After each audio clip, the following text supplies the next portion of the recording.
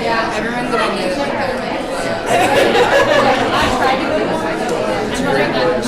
I still haven't gotten to visit since I graduated. I was gonna go for Texas, like, UT,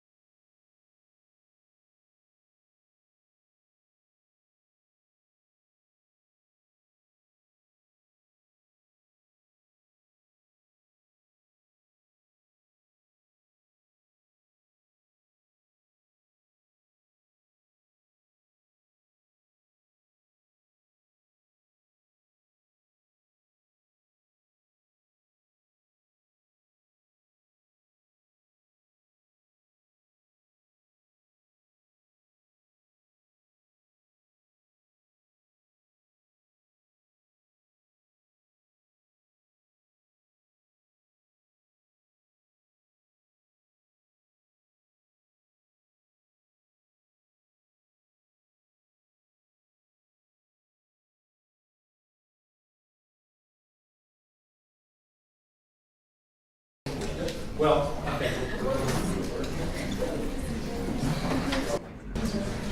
They seem to be wearing the suits.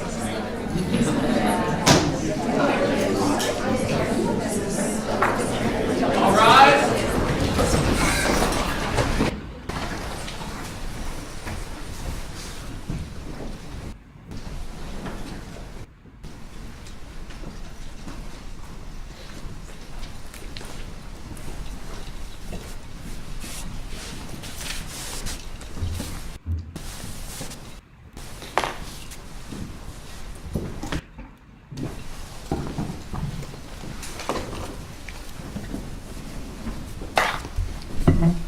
You may be seated. Good afternoon and welcome to the Hungry Drinker Spring Moot Court Competition. I first of all want to acknowledge our Chief Justice for today, Mr. Neil Rambin. Mr. Rambin and I, we go back a long ways, 47 years. Oh, I didn't want you to say the number. Mr. Rambin is here, of course, representing the Hungry Drinker law firm, which is the sponsor of our Spring Moot Court Competition. I don't have to explain to Mr. Rambin how important advocacy is at the law school. And the competition this spring has been a wonderful illustration of how we put value upon the art and the science of advocacy, oral advocacy, in particular appellate advocacy at Baylor Law School. This has been the largest, not necessarily planned to be that, but this has been the largest competition we've ever had. And I have a couple crib notes here on numbers. 84 teams, of course, participated in the competition. That amounts to, do the math, 168 competitors. But then, of course, the competition involves more than just the competitors. And the first-year students as our bailiffs, so they get a glimpse of what is coming down the line for them when they get on three more quarters. And we rely upon judges. We have had to rely upon a lot of judges. And our judges, of course, the barristers, the student education, Richie, of course. But also, I am always very proud about Baylor Law School community. And our community, I'm always very quick to point out to anyone who will listen to me, includes all of our alums. We have what often around the state is called the Baylor Law Mafia. And we have, as well, a lot of friends. We have so many members of the bar who are admirers of Baylor Law School. They want to be participants in the learning, the education, and training of our students. And so although they are not here for the most part, there are many, many scores, and I think well over 100, who have helped us come from outside of our walls, so to say. Give a special nod of appreciation to those who make it happen, because it's only when the entire Baylor law community comes together that we have the type of success that we have had. Now, things that run smoothly as the competition has run, and as large as it is, just don't happen. And of course, the administration of the competition is by the Harvey and Richie Moot Court Society and the barristers. And I know them, but I'm making sure I don't forget them because they have done a bang-up job. I think during the course of the competition, I've sent them 3 emails because I knew they were working literally past midnight many nights to do all the tabulation and to handle all the logistics. Normally, I would call out your names. I'm going to have you stand up. You have done just, your classmates may know you, but not everyone here knows you. Kayla Dietrich.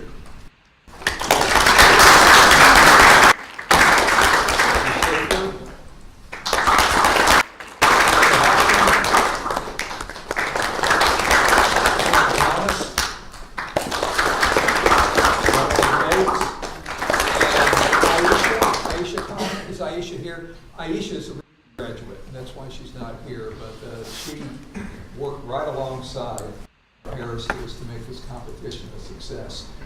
It involves 1 million moving parts after each round, before each round, and you really have shown up to be serious and leaders, and you know how to talk about those two concepts at Baylor Law. You are servants and you are leaders. So another round of applause.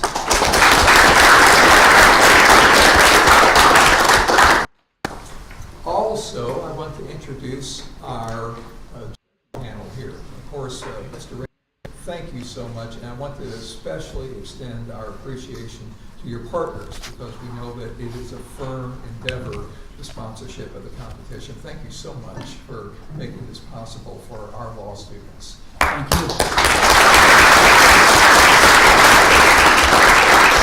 It's an honor and fun to do this, so thank you. Indeed, and it makes a difference. Professor Ben Selman, I'm sure most of you know.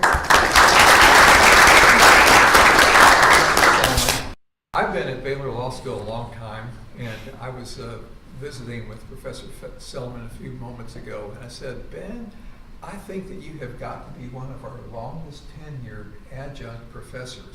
Of course, you mean adjunct in the term that he is elsewhere. He has a full-time job at Naaman House, Smith & Lee. He's a senior partner there. He has been there for over 4 decades, nearing 5 decades. And he has been an adjunct professor here at the law school, principally in family and juvenile law for 32 years. Thank you so much.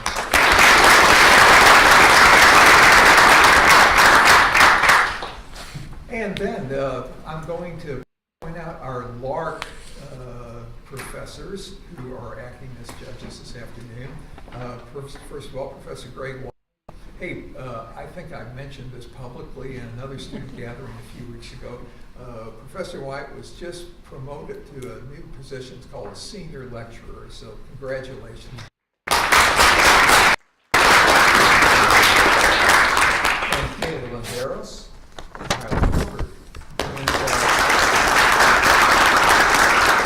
Why do we have faculty colleagues from the LARC program, Legal Analysis, Research, Communication? 1, 2, 3, 4, 5. Our writing program that extends all 3 years of the program. We have, of course, because they're right on top of this problem, because they are the ones who, along with our barristers, administer the competition. They do kind of the academic side of teaching, of showing you how this is done both in written form, appellate advocacy, as well as oral advocacy. And then I want to thank Chris. Where's Chris Priestman? Where are you, Chris? Oh, there you are, Chris. Chris is one of our IT guys. We have 3 IT specialists here at Baylor Law, and Chris, I'm pulling him out for recognition because this is in person today, but as you know, the competition until just the other day was all Zoom, and when you're dealing with as many competition rounds as we have dealt with, that someone is also up after midnight every night, and is being called early in the morning to make sure everything will be ready by 4 o'clock the next afternoon.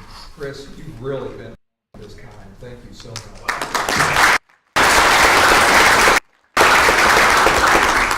And then we have 2 folks here who, if we go back to the fall, they were seated up here, but now seated there, and they're feeling much more relaxed. Over here, Michaelina Circle. Michaelina, thank you. And it's Hildebrand, isn't it? Yes. Yeah, Amanda, I know Yes. your first name. Yes. The right name for the last, Amanda Hildebrand. Yes. You recall that in the M.D. Anderson Foundation, the Dawson Sod, competition in the fall, as I know, they were the competitors and they were the victors, and hence they were on our judging panel this afternoon. Now, with that, Chief Justice, I'm going to turn it over to you. And are you all okay? Good? Ready to go at it? Show how a Baylor lawyer does it? And you know, how do you spell Baylor lawyer? Capital B, capital L, because it's not just a descriptor, it's a brand. So you come up here and you show the rest of our panel how Baylor lawyers do it. All right, thank you.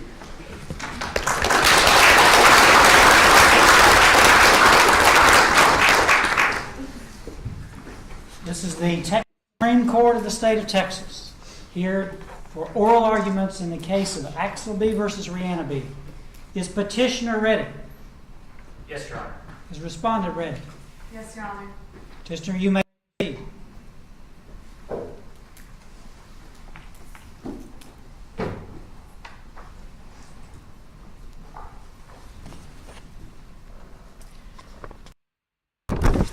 Chief Justice, good evening, and may it please the court. My name is Varun Reddy. Along with co-counsel Amber John, we represent the petitioner in this case, Axel B. Your Honors, there are two issues before this court on appeal. The first issue is concerning the proper legal framework to adjudicate pre-embryo disputes in the event of divorce between the progenitors. The second issue concerns the prevailing party under the balancing of interests test.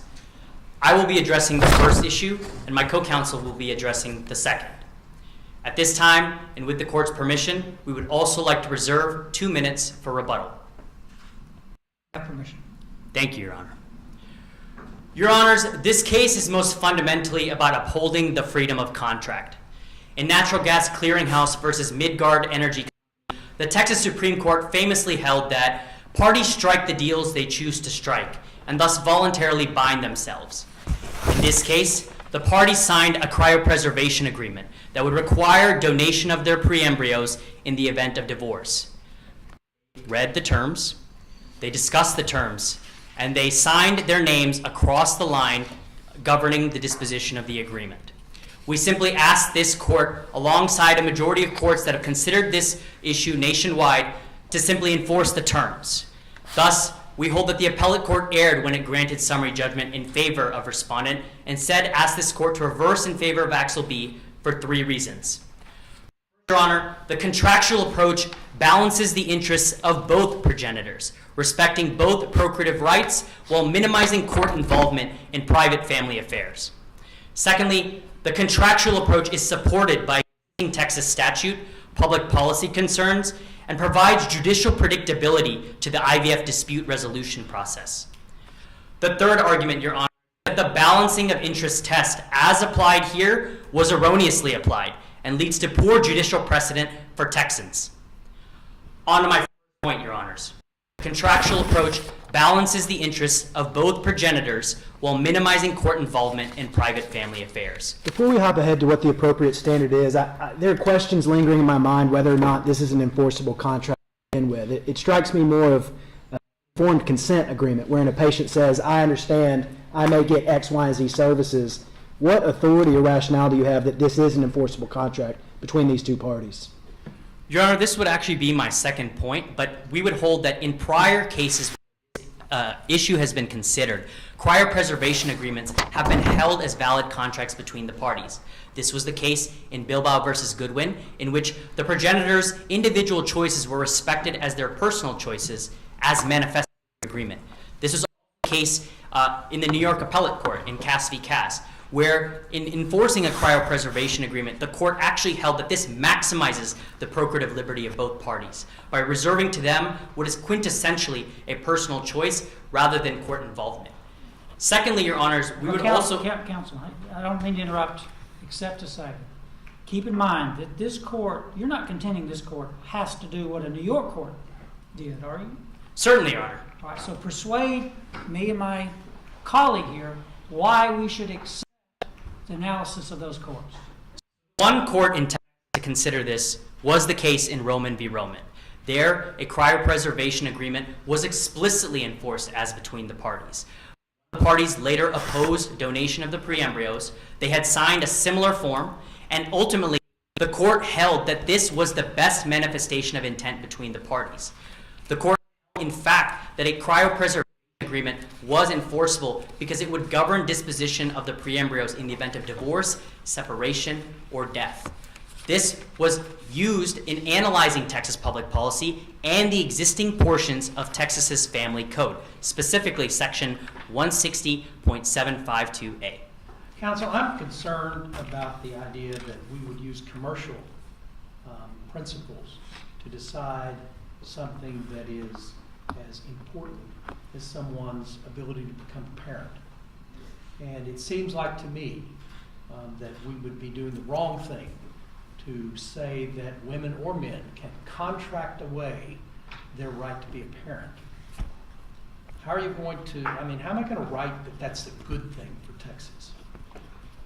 Your Honor, you're correct that IVF decisions are personal and they are intimate. However, we would contend that signing an agreement expressing one's procreative preferences is not analogous to contracting away one's rights. Instead, it provides certainty for both progenitors in ensuring that their procreative preferences are actually enforced by courts of law. The alternative, which would be the balancing of interests, would require a court in every instance to decide what they thought was the proper disposition of pre-embryos Every other for either Texan party. has the ability to change their mind.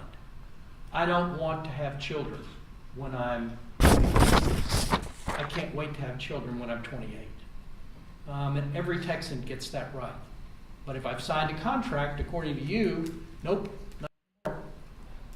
That is correct to an extent, Your Honor, but as you will note from the record, even under the contractual approach, subject to a mutual consent between the parties at any moment change their dispositions on the cryopreservation agreement. Yeah, but we wouldn't, that's not realistic in the event of a divorce.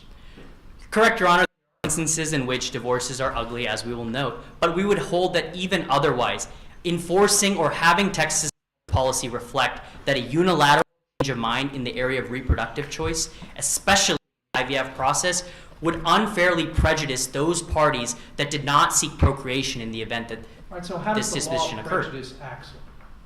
Because in this sense, Your Honor, although he may procreate inevitably because he has signed an agreement to donate, there is something particularly emotionally damaging, as per page 7 of the record, in knowing that one's ex-spouse would have his child. Okay, how does the law prejudice him? In the sense that under the balancing of interests test, if it were determined that this preservation agreement were non-enforceable, it would in that essence always default to the party not seeking procreation over those not, whereas these rights have been held to be equal in the court of law. We would hold that a balancing of interest test will always unfairly prejudice in favor of the party not seeking procreation, because it is one that would inevitably be seen by court of law as favoring women in this situation. But in your co-counsel going to argue that the party that is against procreation should be favored in the balancing test? We would say instead, Your Honor, that the contractual approach should govern. Whatever the party's preferences were Okay, as... but your co-counsel is going to tell me that the party that does not want to procreate should be favored in the balancing test, right? Correct, Your Honor. Okay. So, which leads me to my next point, Your Honor, that the contractual approach is supported by existing Texas statute, public policy, and provides judicial predictability to the IVF process. As mentioned before, the Roman v. Roman court analyzes policy and existing Texas gestation statute. Counsel, wasn't the Roman court anticipating a rise of contractual cases which really never came about in making that decision? Your Honor, the Roman court certainly did set a precedent that Texas public policy would favor voluntary agreements governing disposition of pre-embryos in the event of a dispute. Whether or not that would anticipate the rise of contractual disputes between IVF parties is certain. However, the Roman court was anticipating a groundswell of decisions from other courts supporting their contractual approach. Isn't that correct? yes, Your Honor. Has there been such a ground? We would suggest, Your Honor, that as per the current legal climate, it would be a question whether or not parties would even engage in the IVF process to begin with. It is certainly the case that these disputes are not numerous. In the few instances that progenitors get into these disputes, there must be really certain of resolving these IVF disputes. While it may be true, Your Honor, that the Roman court anticipated a swell of cases that never came about, it certainly should still be the holding of this court that the IVF process should be as predictable and as certain for progenitors as possible. Counsel, you're arguing that you don't think that the court should decide on a case-by-case basis. Don't we already ask courts in family law to do that every day? Correct, Your Honor, but in the instance of a particular IVF dispute where each party has contributed their gametic material equally. This would be one that creates an unpredictable category of cases where in every single court across Texas, a different judge could impose what would be considered proper parenthood or what could be considered a proper relationship to a child. That is unpredictable, and that would chill IVF together. Instead, we're just asking for this court to recognize that contracts can provide some certainty to an already inherently complicated situation between couples. Furthermore, Your Honors, the balancing of interest test as applied here was improperly applied in judicial decision making. As mentioned before, where parties are required in every instance to balance their interests, this creates an inconsistent patchwork of cases that would increase the amount of litigation between parties. The court held that the purpose of an advance agreement is that it eliminates this need for a case-by-case decision-making process. Instead, we encourage progenitors, and the policy of this state would encourage individuals to carefully draft those preferences on an informed consent agreement. This promotes communication between the parties, requires them to carefully consider their IVF choices before engaging in the process altogether, and would prevent the ability for endless litigation from the district courts all the way up to the Texas Supreme Court in the event that there were disputes. We would hold that if this court were to have to contend with the plaintiffs and defendants in every single appeal, because in Travis County they received one disposition regarding a dispute, and then again in Collin County received another judicial decision, this would be a worse legal environment for both progenitors, both men and women across the state of Texas, and therefore should not be held. Does the family code recognize that circumstances change and call for the court to change in response to change circumstances? Yes, Your Honor. We got to change circumstance here. You know, the Rihanna is in a situation where it's more and more difficult each day for her to conceive. Less and less likely that she will ever be a mother. That kind of should, I think, touch our hearts, that we would want for her what she wants for herself. And you're telling me that the law should turn a deaf ear to her. Your Honor, no, that would not be the contention of the petitioner. Instead, we would suggest that while the process is obviously intimate and requires tough decisions by the court has to emphasize that the procreative rights of both parties in a coordinated process that is IVF has to be considered together. It is not simply... So you're asking me to do it together. You're asking me to only consider him. He says no, and the contract says no, end of question. Nothing to be considered on her side. No, Your Honor, we would not contend that we are only considering the interests of petitioner. In fact, as the Texas Supreme Court has recognized before, one's manifestation is their word. The only form of agreement that the parties had before any of this became possible was the informed consent agreement on 38 of the record. The parties clearly expressed... Isn't that informed consent agreement anything on earth except just a risk management contract between the IVF Power Freeze facility and this couple? It never was intended to be a disposition form, was it? No, Your Honor, we would contend that the cryopreservation agreement, especially in the IVF process, is one of the only legally governing documents between the parties. Although it is true that the legally binding nature of the agreement was not explicit, the IVF... These folks signed multiple agreements, had 20 minutes, and now we're talking about disposition of something that is intensely personal to both of these parties. How is that a fair construction of a contract? Correct, Your Honor. They considered the choices together. They made different dispositions in the event of death or divorce. In the 20 minutes they considered that choice together? Is that right, counsel? No, Your Honor. They also reviewed a 64-page packet regarding the risks of the procedure. You're correct, Your Honor, that the specific time regarding when they looked at the contract might have been short. But this was a process over time, Your Honor. They looked at all of these preferences, and they made their choices, and they made them together. That admits of coercion. No, Your Honor. Doesn't it? No, Your Honor. We would contend there was no coercion. There was no threat of force. I may briefly conclude, Your Honors. For these reasons, Your Honor, we would hold that the contractual approach should govern. A case-by-case basis in which the court were to consider the balancing of interest test would be disastrous for Texans. For these courts, we ask this court to reverse the appellate court's summary judgment decision. Thank you. Thank you, counsel.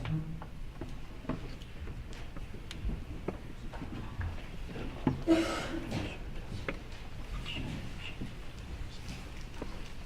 you ready? We'll proceed.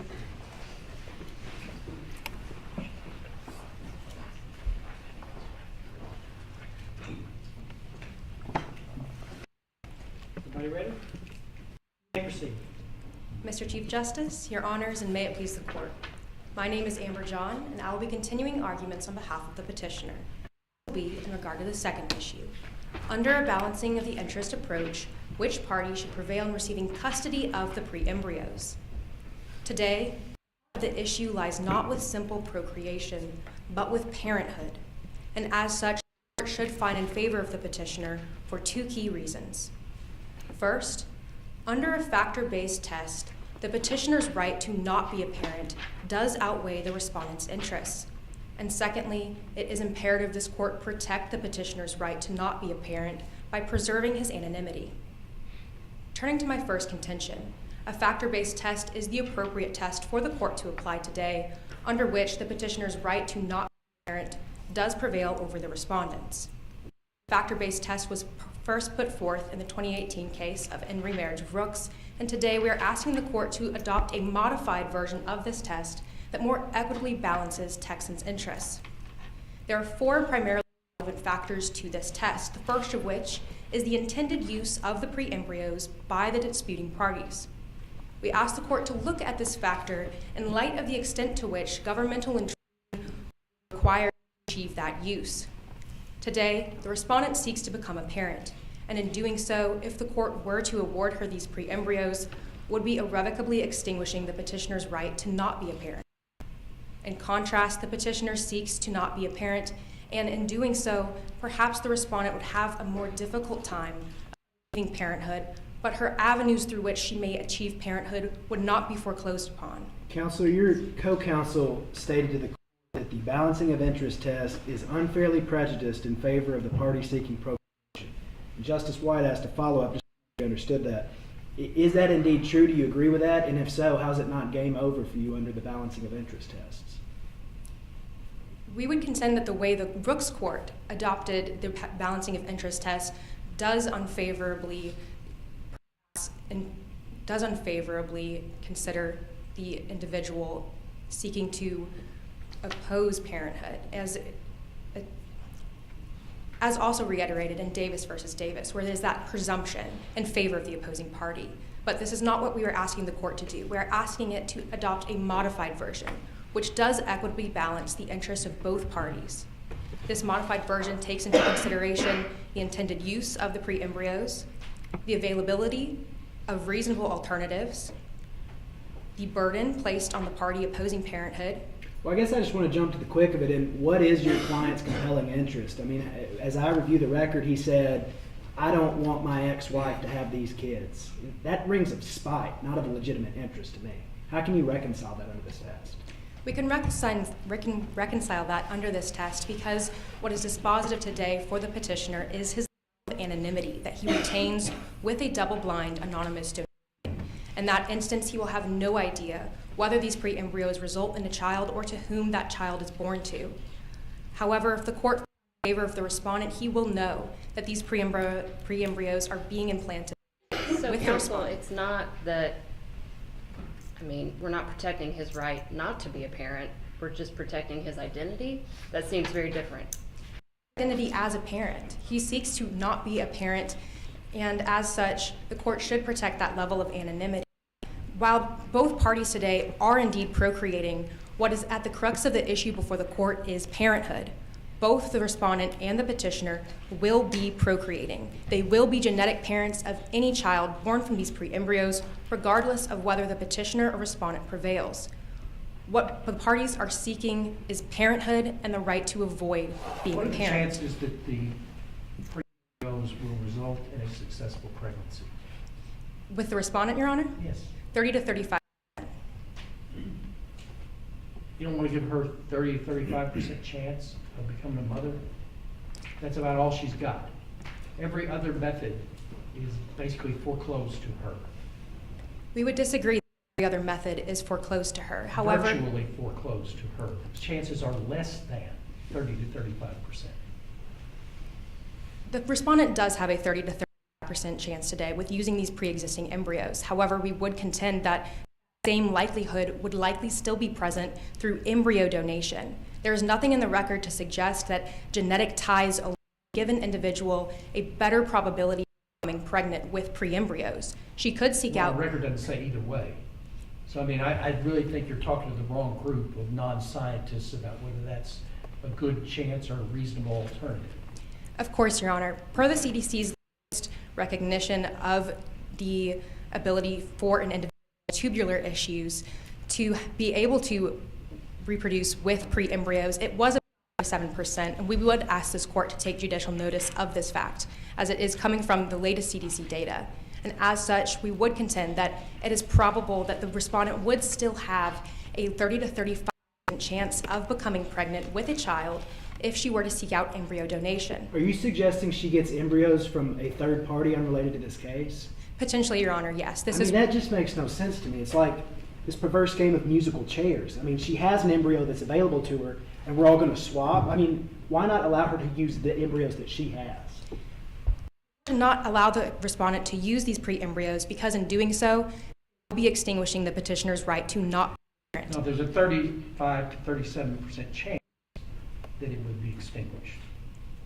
Yes, Your Honor, and both the respondent and the... And there's a 65 to 67% chance that it would not. Yes, Your Honor. Again, I mean, we're not dealing with certainties here. We're dealing with her chance, mother, and you're telling her, not on my watch. I'm not going to let it happen. The fact that there is a chance here is not what the court should find dispositive today. The respondent wants to take... You brought it up. You said, what are her reasonable alternatives? And this alternative of using the pre-embryos that are made up of part her genetic material is a chance, a reasonable alternative. But it's a 35% chance. It's not a great chance. Simply because this is not a great chance does not mean that the petitioner does not have a stake in preserving his right to not be a parent. Right, but if we're going to balance things, we would obviously say that her reasonable alternatives are not very good. And the best one she has available with her genetic material is to use those pre-embryos, right? The best one with her genetic material, yes. Right. However, we would contend that there are reasonable alternatives available to her, namely of which is adoption. The court in Rooks only declined to consider adoption because... But that doesn't have her genetic material. No, it does not. The court in Rooks declined to consider adoption precisely because of that. The interest in that case was genetic parenthood. Here, the court's analysis should not end with the simple fact that there are genetic ties or not. Both the respondent and the petitioner would have any genetic tie to any child resulting from these pre-embryos. What is desired by the respondent is parenthood, and adoption would fulfill the desire for her. I'm trying to reconcile your two arguments. You said she would be a parent no matter what if she had this child because of the biological ties. You've also said that she would be a parent irrespective of biological ties. I'm trying to understand the significance, and I guess what I'm drilling down on is your procreation versus parenthood distinction. What authority do you have to support the notion that your client has some legal or financial obligation to be a, quote, parent should the respondent wind up with these embryos? Of course, he may not have legal status compelling him to be a parent of these pre-embryos, but he would still have those moral and financial obligations that he has in courts from Davis versus He wouldn't have any financial obligations legally, would he? Not legally, no, Your Honor. But courts from Davis versus Davis to McQueen versus Gadberry have all recognized that regardless of legal status, forcing an individual to be a parent when they do not wish to be does lead to lifelong emotional and psychological repercussions. I'm sorry, counsel, what do you think this does to Rihanna? You're taking her genetic material that are going to be her children possibly and forcing her to let them go to someone else. Of course, Your Honor, the court should certainly consider the respondent and her burdens here. We are not contending today that the respondent does not have hardship. However, we are contending that the court should balance this as well as the petitioner's burdens. And in light of the totality of these factors do weigh in favor of the petitioner, as the respondent has reasonable alternatives to becoming a parent that do not involve infringing on the petitioner's right to not be a parent. I want to ask one question, and I'm going to ask the other side. We're talking about balancing of interest, totality of factors, sincerity of beliefs. How is this not a fact issue for a jury to decide? If the court were to determine that this should be a fact issue for the jury to decide, it would have to remand today. As it is standing before the court in this instance, we would contend that there is enough for the court to determine whose interests do outweigh the others, as courts all across the nation have determined this issue on appeal. You have no interest in putting this case in front of a jury, is that right?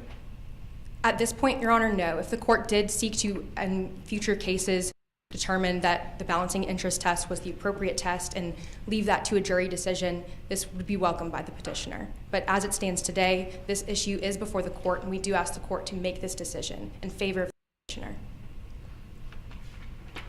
One of the factors the court should consider in determining interest does outweigh is the original intention of the parties in seeking out the IVF procedure. Today, the original intent of these parties was to have a child within the bounds of their marriage and co-parent this child. This is no longer the case. This is distinguishable from cases such as Safransky versus Dunstan, where in that instance, the individual sought out IVF to preserve her own individual fertility. The parties today did not seek out IVF to preserve only the respondent's fertility, but rather to ensure that they would have a parent they would be able to parent a child together within the bounds of their marriage. And as the Supreme Court of Arizona and Torres recognized, the individual today does have an interest in not being a parent with a certain individual. As such, this third factor does weigh in favor of the petitioner, as these original circumstances no longer exist. The fourth factor we are asking the court to weigh is the burdens placed on the individuals, both the respondent and the petitioner. As we've discussed, both parties do have hardships that this court should be taking into consideration. And while we recognize that section... It seems like at the end of this, though, all the hardships land on Rihanna. Because she has no child, no real alternatives, smaller by the day, and some other woman is using her pre-embryos to have a child. Why is that right? We're certainly sympathetic to the respondent in this case, Your Honor. However, we would that she does have those alternatives through which she could be a parent, namely of which, as we've discussed earlier, is adoption. And should this court decline to consider adoption, this could be a dangerous precedent that adopted children are somehow unequal to biological children. That's not fair. And nobody's going to say in their opinion here that adopted children are an inferior way to be a parent. And I don't think you should suggest that we would. But we're talking about people having children with their own genetic material, related in that way. And she's the one that doesn't get to have one, and some other woman is having her genetic material and giving birth to it. Why wouldn't she have the emotional attachment that you claimed that Axel would have? Perhaps she would, Your Honor. We are asking to weigh that factor as well as the petitioners, and in all of these factors, to weigh these against each other to determine whose interests do have the more significant issue before the court today. We wouldn't say either one of those would, right? Nobody wins that. On this particular factor, the court could very well find this to be balanced, in which case we would contend that the other three factors, the fact that the intended use of the pre-embryos by both parties, should the respondent would require extensive governmental intrusion into extinguishing the petitioner's right to not be a parent. The fact that Rihanna does have alternatives, such as adoption, embryo donation. Counsel, isn't it harder? Counsel, I guess I'm struggling with whichever path we go. So if we say that the pre-embryos are donated, or we allow Rihanna to use them, the options for your client is to walk away. You just walk away. He has no legal obligation to take care of a child that Rihanna has. He has obviously no legal obligation to take care of the child that the pre-embryos are donated. So in either instance, he gets to walk away. So why should we, again, going back to what my colleague said, it seems like we're putting all of the hardships on her, when at the end of the day, he's going to do the same thing, whatever we decide. Chief Justice, may I answer your Associate Justice's question and briefly conclude? Yes, you may. I'll give you 30 seconds. Thank you. Or he will give you 30 seconds. We would contend that while the petitioner may not have legal status as a parent, he may not be legally a parent. In the eyes of the state of Texas, Texans most certainly would view him as a parent. These couple were together for 8 years, and as such, it is indisputable their lives are interconnected, and he would be aware of any child born from these pre-embryos. And as such, we ask this court to reverse the decision of the lower court. Thank you. Thank you, counsel.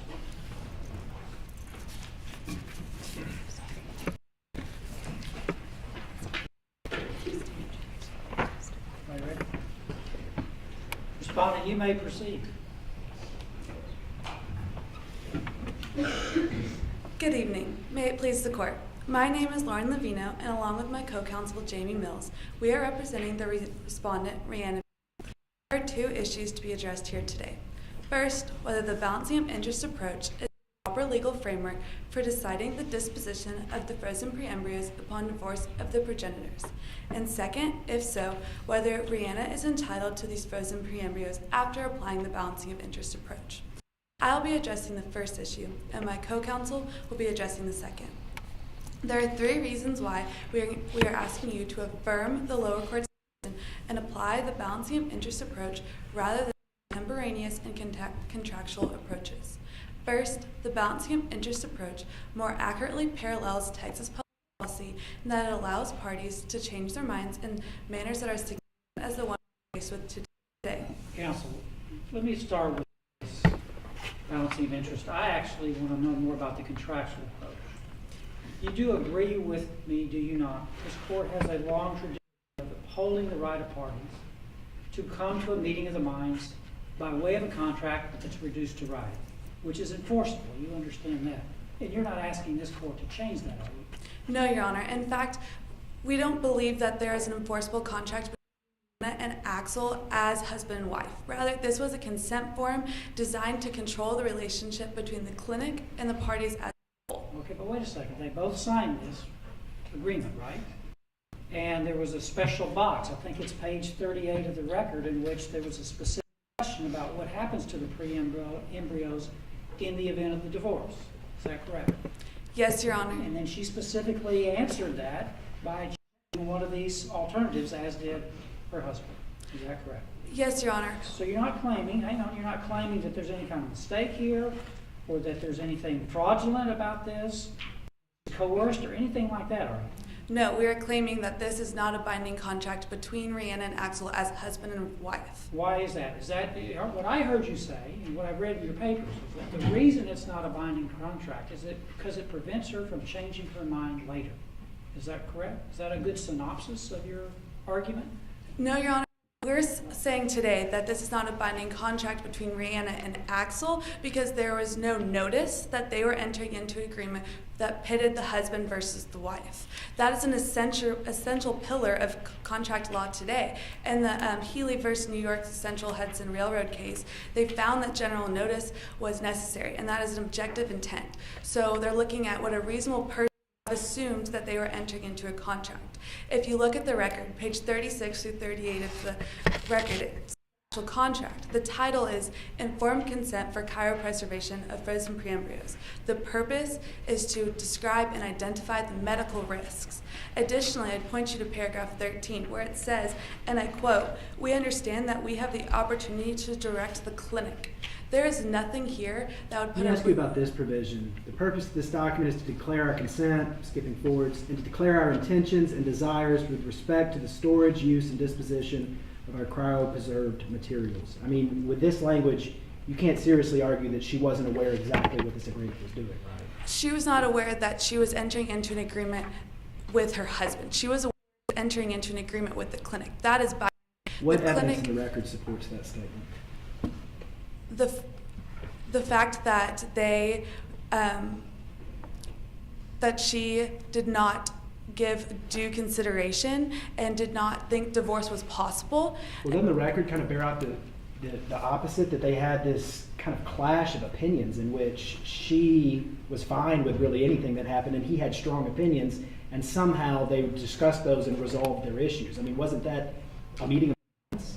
No, Your Honor, we disagree, and that there was no meeting of the minds that Rihanna versus Axel, who are the parties here today, decided that article of the provision. Additionally, if you look at 12, the clinic does give the option that if there were to be a legal dispute about it, the embryos would stay in storage until they came to a conclusion amidst that decision.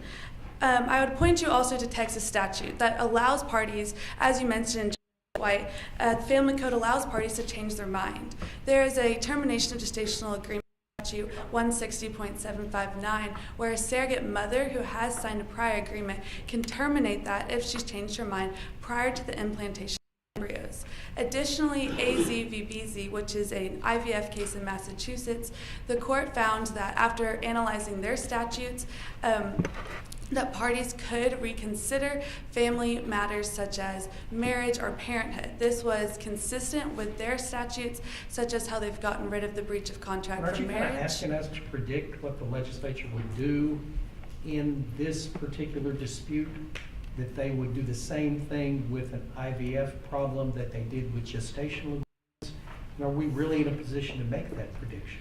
Your Honor, I'm asking you to look at the bigger picture, what is important and a priority in Texas. Well, of course, there's a lot of dispute about that here, because a lot of people up here would say, too many opinions that say that the freedom to contract is sacrosanct in Texas, don't back off of that.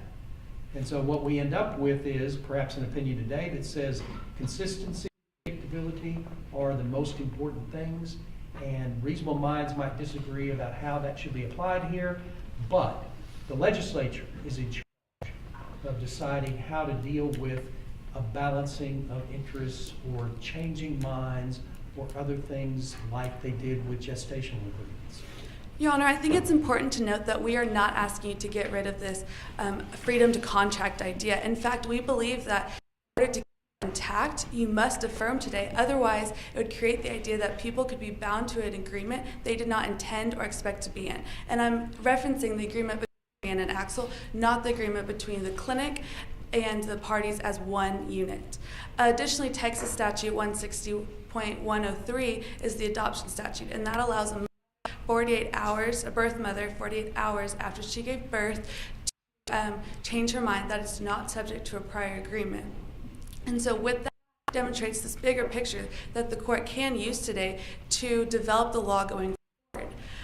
While the parties here have agreed that this is an interim category of property and that they're not yet children, we'd be remiss to not remark that they have the potential to become life. And Rihanna here is here to protect her right to her biological child, which is parallel with case precedent in Texas. Counsel, precisely what kind of Texas property are unimplanted, untransferred genetic materials to this couple? The parties have agreed that this is an interim category of I property. understand what the parties have agreed. What kind of property under Texas law that we're bound to follow is this genetic material? It's not separate property. It's not community property, is it? Is it community property? It's property with a special distinction or dignity, Your Does Honor. that mean separate property or community property? I think that's part of the question of what exactly these embryos are, because it is such a What new... does special dignity mean? That they deserve special respect, that they cannot be given the just and right normal divorce procedure that would go through property, and that they also are not yet children.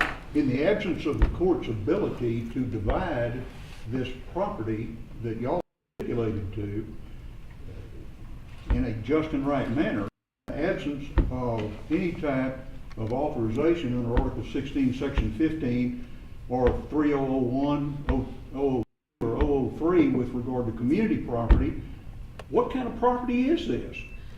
Your Honor, I believe that goes to the main point that this is different property, or a different kind of property, which is why it needs to be a such sensitive matter. Opposing counsel has suggested that because of the sensitivity, it should be left to the parties in the position to... Does that mean this is emotional property? Your Honor, there is a degree of emotion to the property, and that they can So why become is your life. client entitled to more of an emotional balance than the other client is entitled to? How does the balancing test work on this? Doesn't everybody have a dog in this fight? Yes, Your Honor, we believe that's why the balanced interest approach is the accurate approach, because it allows the court to balance these real and significant weights against each other. And there's not one that's just positive, and they do not weigh more than one or the other, rather a holistic review. So this couple is divorced. Whatever decision we make, this is going either to end now or back down for reconsideration. When it does, after it does, under the stay that's been on, then a transfer of genetic material can take place and either party may withdraw their consent. Isn't that right? To withdraw their consent from this contract, they'd have to jointly do so, which is why we're here today, because they could not jointly agree. Which brings me to my third point, that this balancing of interest approach more accurately reflects the parties' current desires. Rihanna and Axel sat down 6 years ago and they signed this contract. A lot has changed since then, and it'd be unreasonable to not bring in all those different circumstances. Additionally, opposing counsel has mentioned Roman v. Roman case, which is the only Texas precedent, and this emerging contractual approach. But there's a large distinction here today that these other cases had in common. Rihanna wants these embryos to be implanted, while Axel wants them to be donated. And Roman v. Roman, one party wants them to be discarded, while the other wants them to be implanted. It forced the court to decide whose right to procreate was greater than the others. We are not asking you to decide that today. Rather, the question is, who gets to be a part of these embryos' life? Additionally, Counsel, we're not dealing with the contract problem here, which is that we have written over and over again that we don't set aside contracts because one party is unhappy with the results of the contract. And we've done that over and over again. How can I not put Rihanna in the category of unhappy contracting party? Yes, Your Honor, this is a different contract. The contract between... But that's not really the right answer, because all contracts are different. One of them is for selling widgets, and one of them is selling real estate, and one of them is property lines. I mean, every contract we have talked about didn't depend on the subject matter of the contract for the rule that unhappy parties do not get to avoid their contractual obligations. Your Honor, we are arguing that the contract between Rihanna and Axel is unenforceable purely because there's not a contract there. The contract is between the couple as one entity and the clinic, not between Rihanna and Axel. So we don't have to uproot this contractual approach that we have in Texas. That is important. People should be allowed to have freedom of contract. Rather, I see that there's really a purpose for the clinic wanting the parties to reach an agreement about disposition, and that's because they don't want to be waiting for instruction for 3 years of litigation before they find out what to do with pre-embryos. They said, make your decision now so that we know if things go well for y'all or this doesn't work out, we know what to do with things. That interest is something they can insist that the parties reach agreement on. It appears they did. Your Honor, we would disagree in that paragraph 12, which allows for the embryos to be stored if there is litigation, shows that the clinic has no real dog in the fight in these actual embryos. They want to get paid, and they are not a party here today. They have this form is to protect them from being in the room, and it has protected them. And so I would ask the court to remind themselves of the importance of notice, of entering into a contract. No reasonable husband and wife would come out of that doctor's office and have told you that they entered into a binding contract with their husband or with their wife. The reasonable assumption is that contract was binding between them and the clinic. I'm sure I understand your position. If this was a prenuptial agreement, so husband and wife, you would agree that that would dictate the disposition of the property, notwithstanding the special property statement earlier? Yes, Your Honor, the intent is the essential element of the prenuptial agreement, and that is not here today. There is no meeting of the minds. Counsel, let's assume that we otherwise would agree to implement this balance of interests approach. Is that not going to often, and even here, involve fact questions for a jury to decide? The record states that there is no dispute of the facts, rather than a legal question of how to decide the disposition of the embryos, and we believe the balancing of interests allows the court to take a more holistic approach. No, but assuming that we go with that, I didn't realize that we were bound that the outcome of that would be, I don't think we are. I mean, then ultimately you have to convince us if we go that route. I'm concerned that in going that route, that means all these cases are going to go back to a jury to address fact questions under a balanced interest approach. That would seem to be very deficient to me, and that's what I'm trying to understand. Are you telling me that the balance of interest approach can always be implemented by the courts as a matter of law? I say I'm running out of time. May I briefly answer your question and conclude? Since I asked it, absolutely. Yes, Your Honor, the balancing of interest approach is going to be the correct matter of law, but additionally in this case, we're asking you to affirm because there's not an enforceable contract between Rihanna and Axel today, and the balancing of interest approach takes in those sensitive matters. Thank you.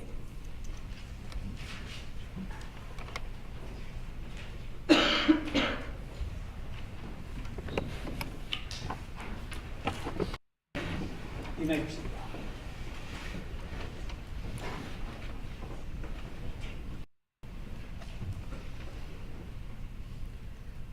Justice and your honors, may it please the court.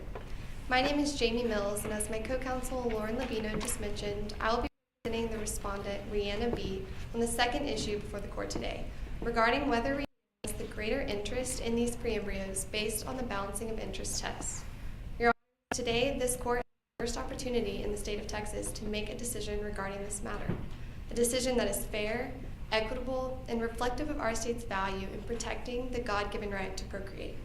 We are asking this court to affirm the lower court's decision for three main reasons.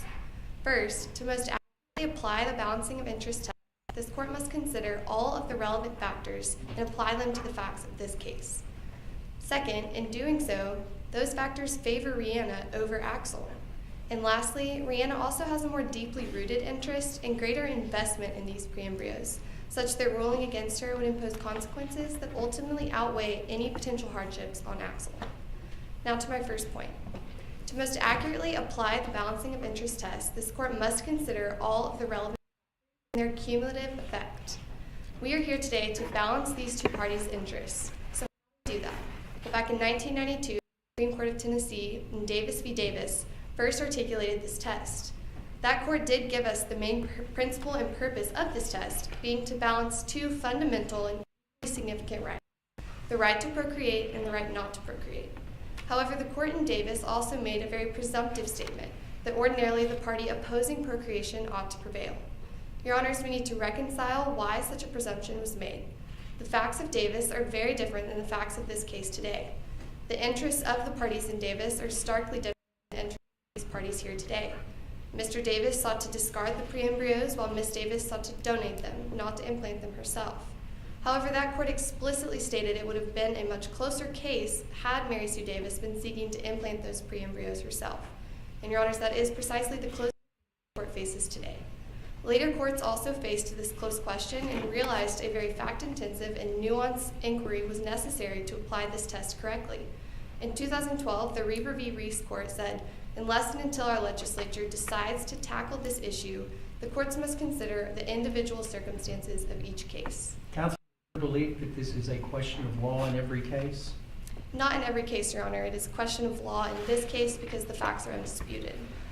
So we get into this horrible math thing that the Texas system allows, which is 12 jurors could decide for Axel, and 2-3 intermediate appellate courts could agree, 15 people. And yet, among us, 4 of us could overrule all those people. That seems like a really hard thing to put on us who've never met these people, never seen them in real life, have no idea what their life is like, but you're telling me that we have the power to balance interests for people. That seems like a horrible way of deciding intimate questions about people. Your Honor, we would disagree. In this case, the facts are not disputed. So the facts I know, are... but I've got to write an opinion that says this is the way it goes for everybody. Jury trial, undisputed, whatever it is. And then you're leaving the power in the hands of 4 or 5 people to decide what their life is like, even though 15 others have decided elsewise. We believe, Your Honor, that based on the facts that you are given, you can make a decision to balance interests in the most fair way possible. would be reflected in this court's opinion. Because those facts are undisputed, there's no jury to determine what is, who these people are about their lives, as you mentioned, because those facts are not in question. We are simply asking this court to draw legal conclusions based on the facts that have already been given and are undisputed by these parties. But the next case, not your problem, right? It would depend on, in that case, whether or not the facts, or whether or not the parties moved for summary judgment as these parties Well, I mean, did. it's pretty easy for us. The simple path is the contract is what the contract says. And reasonable parties can disagree about whether that contract should be enforced or not. But ultimately, the people decide for themselves by electing representatives that sponsor and agree with views. And that's the way I understood Republican government's supposed to work. You're urging seven of us, however many we got here, seven. You're urging 4 of us to save you from that. I don't know why I should. Your Honor, I think if I understand your point correctly, I think that I would remind you I'm arguing just that this case because the facts are not disputed. Yeah, but I'm writing for every other case. In moving forward, Your Honor, it would depend on the procedure, the posture of the case at the court's hands. In this case, the parties have both moved for summary judgment, seeking to be ruled for as a matter of law. So that's the question this court faces. We believe that the balancing of interest test. Just to be clear, you would be dissatisfied if you remanded this case for trial to a jury.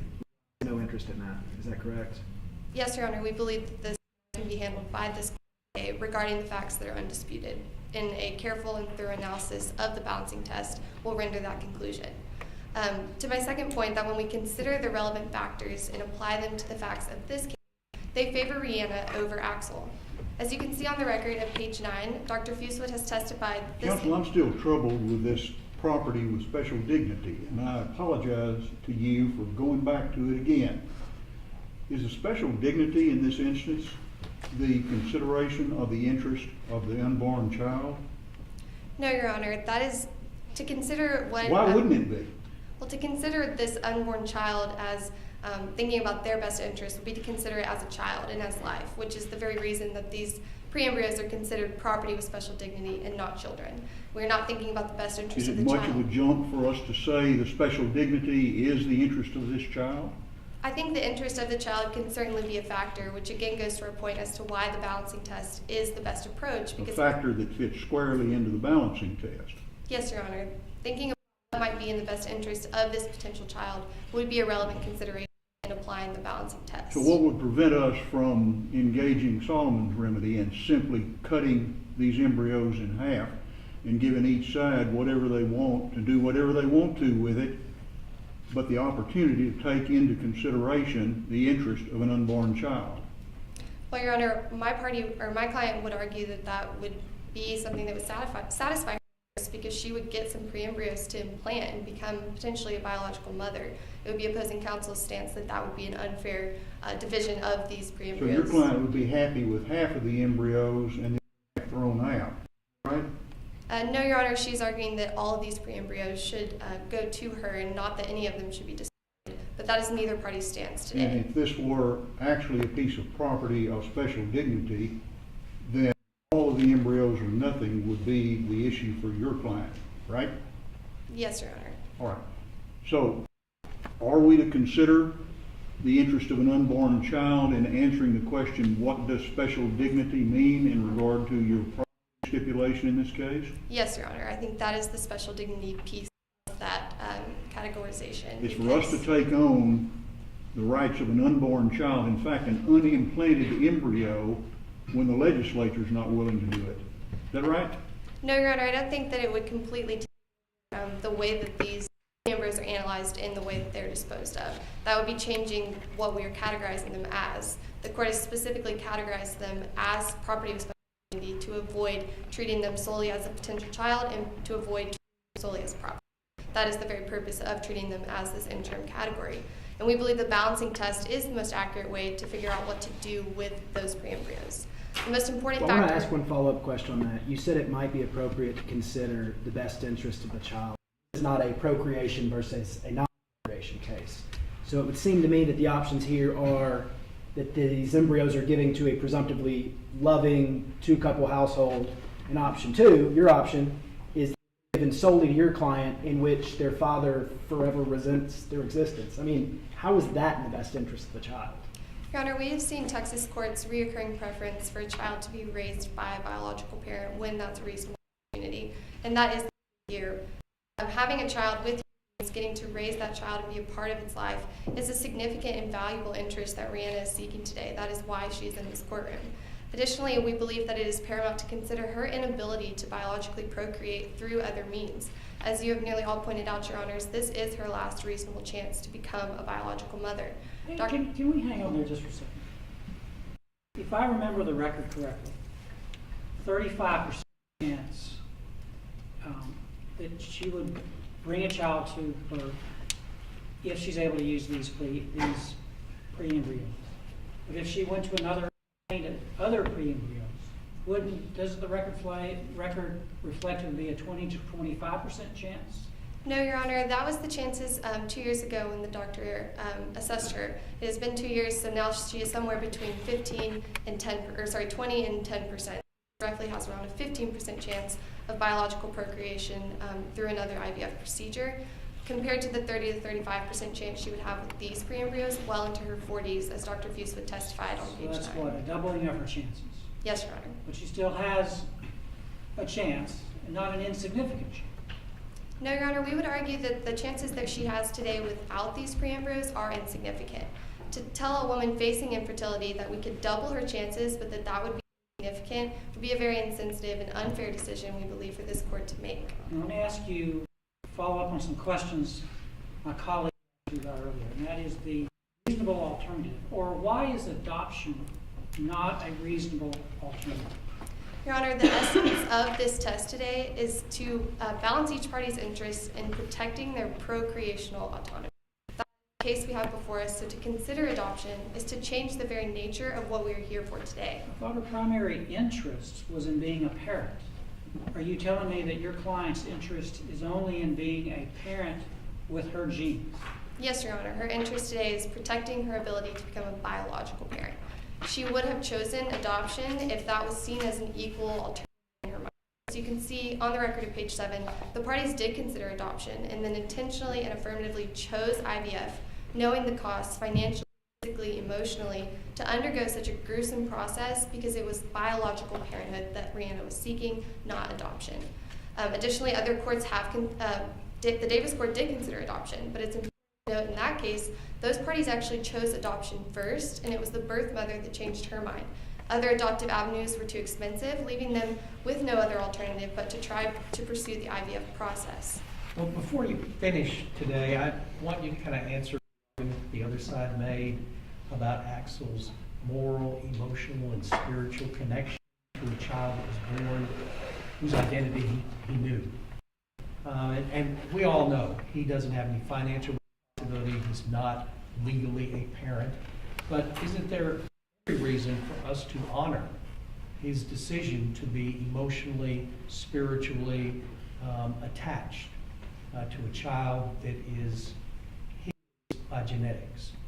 Yes, Your Honor, we would be naive to argue that those interests are non-existent whatsoever. However, it's important to note, on the record at page 23, a law review article is referenced by Professor Ellen Waldman, and she did a study on children of divorced parents and found that the parent-child relationship does erode over time based on other factors. It's not just biological procreation that creates this absolute genetic link of a psychological tie. There are factors like habitation and residential proximity that play a role. Well, I mean, that's all sociology, to me, at least, and I'm trying to put my arm around the idea that I would want, or I'd want to honor a person who said, if I know that that's my child, I want to be that child on the first day of school. I want to be with that child when they go to prom. I want to be with that child when they excel. And I don't want to be forced into that. Yes, Why sir. shouldn't I recognize that as a real important part of this balancing test you discussed? Yes, Your Honor, we believe that it is a valid thing to consider a balancing test, that his emotional and moral hardships that would come of it are relevant to consider. Our point is simply that, one, that those emotional burdens can be mitigated by other factors, but additionally, as to your point, why not would caring anymore? sociology you were giving me. The residential proximity is what I was referring to, but additionally I'm sorry, that counsel, are you saying that if he doesn't live near the child, it'll be easy for him to forget about it? we believe that based on the study that she did, that Ellen Wellman did with children's parents, they found that parent-child relationships do erode over time when the separated parent doesn't live with them and is distanced. Additionally, we are not arguing that Axel couldn't be a part of this child's life if he wanted to be. My client has made no implications that she would keep Axel from being a part of this child's life. Additionally, we are asking the court to just protect her right to become a biological mother, which is a right that Axel is going to have for years to come. Rihanna has undergone significant pain and emotional trauma through the IVF process as a woman. She's contributed much more and has a more deeply rooted interest in these pre-embryos compared to Axel, who wants these pre-embryos donated. He is going to be procreating with Rihanna either way, the court rules today. It is simply a matter of who gets to be a part of that child's life, and we are asking this court to affirm the lower court's decision to protect Rihanna's interest and desire to become a biological mother, to also standard moving forward that that's a right this court is willing to protect in the state of Texas. Thank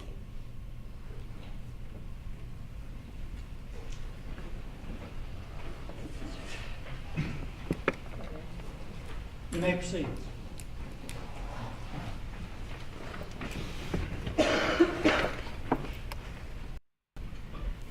May it please the court. Your Honor, a few pieces of rebuttal. There's a very easy decision you have to make, Your Honor. The freedom to contract is the most equitable solution to an inequitable situation facing two progenitors. In the area of reproductive choice, there's always going to be a dispute between whose procreative right is of greater interest. But there are two fundamental things you have to reconcile with today. First, a world in which the balancing of interest test is applied is one in which inconsistent decisions are made across the state of Texas. Individuals with no certainty in the IVF process, not being able to rely on the informed consent agreements they signed on to before entering the process to begin with. Secondly, a world of IVF without an informed consent agreement is far worse. That is a world where neither party is advised of their procreative rights, and one in which neither party is aware of the risks of the IVF process. Even otherwise, Your Honors, the respondents have fallen back on one argument, that there was no notice of this contract. Three arguments. One, the Roman court held that an agreement unambiguously written will not preclude a meeting of the minds. The divorce provision of this agreement was clear. It was in its own section, and two check marks on the box would tell any reasonable person that it would be between the parties. This is a non-starter between the parties, Your Honors, and should be honored in this instance. Furthermore, if you find that this contract is enforceable, leave the interests of a balance between the parties for another day. Find that this contract was enforceable in this instance. On the second issue, Your Honor, adoption is a reasonable alternative. Where the respondent's ability to procreate is only 30%, this is the best alternative because it promises that what this issue is really about, parenthood. At the end of the day, she will become a parent. And as noted by many courts before, the right to procreate is a negative right. It doesn't have to be her first choice, it just has to be the right choice. And for these reasons, Your Honor, we would this court should reverse the appellate court's summary judgment ruling in favor of the contractual approach. Thank you, Your Honors. Amber, Arun, Jamie, and Lauren, you have each done an outstanding job.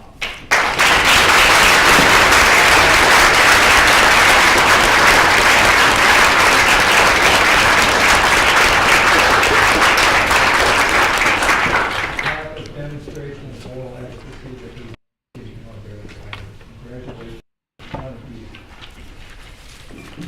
A competition, pre-agreed checker competition, put together each year along with our fall Sod report competition. My Professor Mike Berry, he has for many years been the architect of the problem, and he is also the repository of all information regarding how it is done, so we can work alongside our officers in the Court Society. Many years ago, I was concerned about the problem, along with many of my colleagues, because oftentimes the problem which would be taken from an intramural competition would deal, for instance, with employment discrimination or securities regulation or antitrust and the like, which is all fun. But this is a competition that is designed for the 1L and also the 2L, 3Ls. 3Ls don't get much chance to compete because of practice, of course. But the key is that when Mike began developing the problems, he made sure that every problem essentially sounded in property or contract or tort so that it would be accessible to the 1L students. And each problem that he has put together over the years has been, frankly, a masterpiece of nuance, of law, of difficult facts. Do you all agree? Realizing that property with special dignity is Professor Selman zeroes in on the but it's still property like torts and contracts. But let's give a show of appreciation.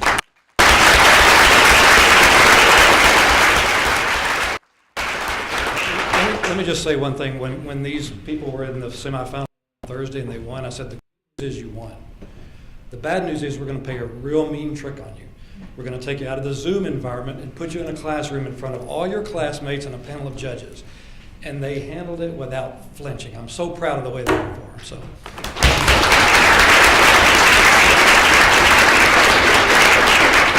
Okay, our panel will retire. They will deliberate, hopefully 15 minutes or so. I think, if I'm right, there'll be refreshments out there. If you want to grab some refreshments and come back in, they'll come back and give us a decision.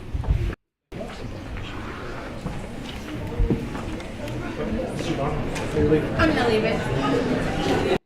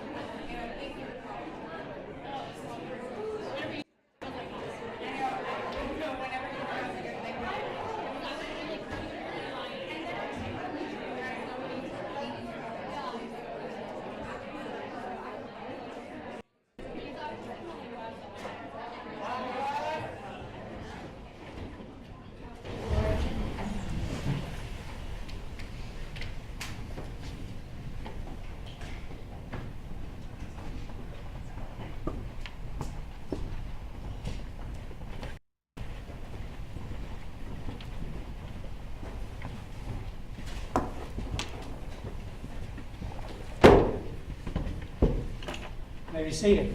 I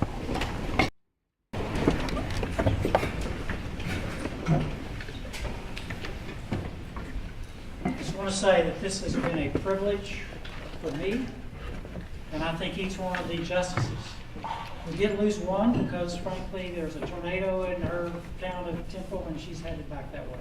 So, but this was a lot of fun, and first of all, I hope you all enjoyed doing this and that you enjoyed doing it in person. I don't know what it was like to do. I mean, I've done a bunch of Zoom stuff, and it's more convenient. For me, anyway, there's nothing more fun than being able to do this in person, and I hope that you get a sense of that as well. I want to say on behalf of this whole panel, y'all were terrific, and you're poised, and not having ever done this before in person, you should be very, very proud. I mean, you should be proud just to come on one of the two last teams. What was it, 84 teams, did you say? And y'all here, and that's just fabulous. You should be honored. And I will tell you that this panel thought that y'all were so evenly divided. I mean, it's a 4-3 decision, okay? So does that give everybody that we were impressed, okay? But we do have to make a decision. I guess that's the binary thing that the world of the law comes down to sometimes. So ultimately, we determined that Respondent wins with a 4-3 vote.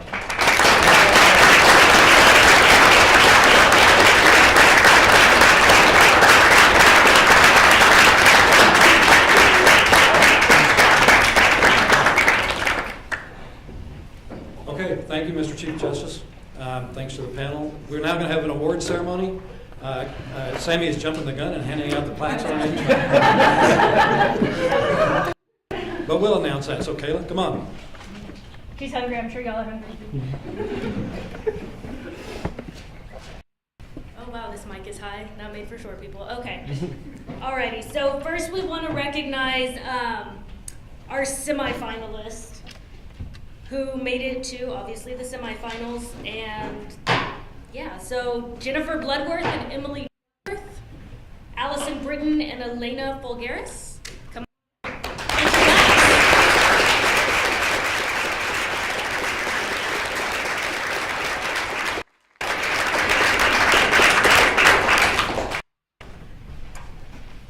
And, of course, our finalists, Varun Reddy and Amber John.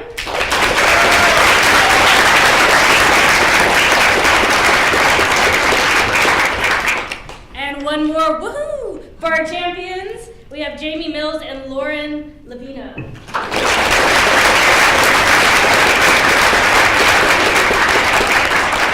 Okay, and then we have our top 10 speaker awards.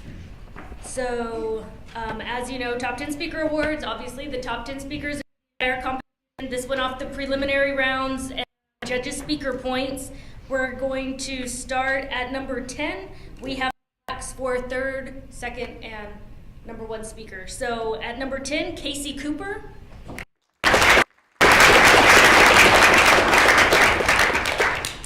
9, Varun Reddy.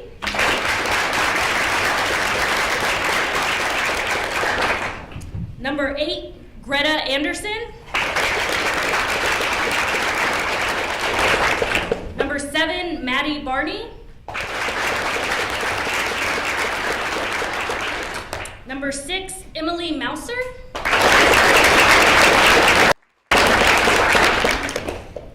5, Mackenzie Meeker. Now we had a tie for third place, so come and get your plaques. Third goes to Amber John and Tiffany Scrotch.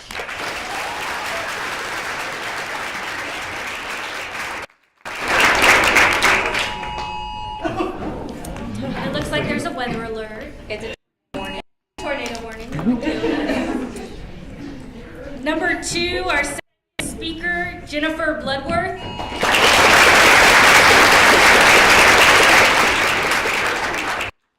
And our number 1, if that's my phone. And our number 1 speaker of the competition, Miss Vivian Noyd.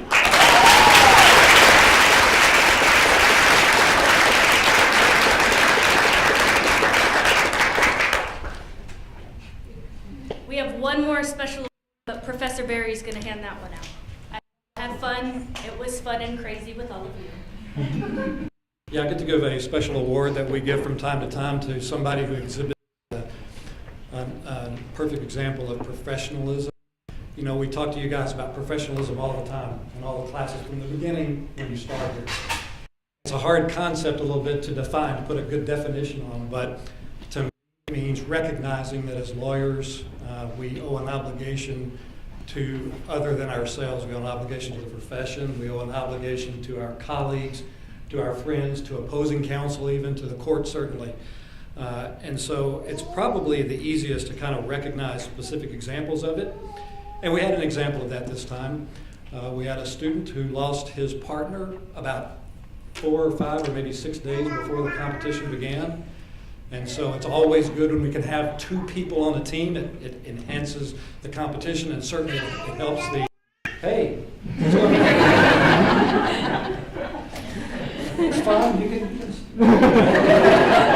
hold your applause. That's right. So it makes the competition flow a lot better. We don't have to throw in, funky ballots with only one team member being present. And so, but it's a big job for somebody to take on. So we put out a call. Who can come help this student with his moot court competition? And Jillian Ginger answered that call. Probably, I think she did it on the basis she was a friend. She did it as a friend, but she also did it just to have somebody to step up and do it because we needed somebody.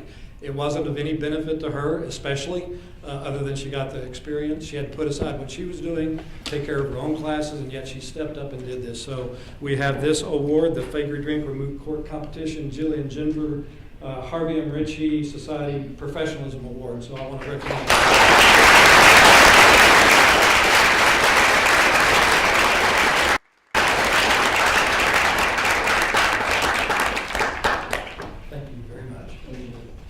The last thing I want to say is echo what Dean Tobin said. I watched Kayla and Sammy and Dana and Mel and Zane through those hours of blood, sweat, and tears. And let me tell you, you can just, you can only see the tip of the eye. I know there was a lot of people in the competition. If I tell you that over 10 days of competition, we had to find and get situated 500 judges, 168 competitors times 5 days, plus another times 10. The total of participation units, I'll call them, okay? Because it's not individual people, but goodness. That's a tornado. Okay, I'm going to make this quick. Yep. It's up over 600 people, so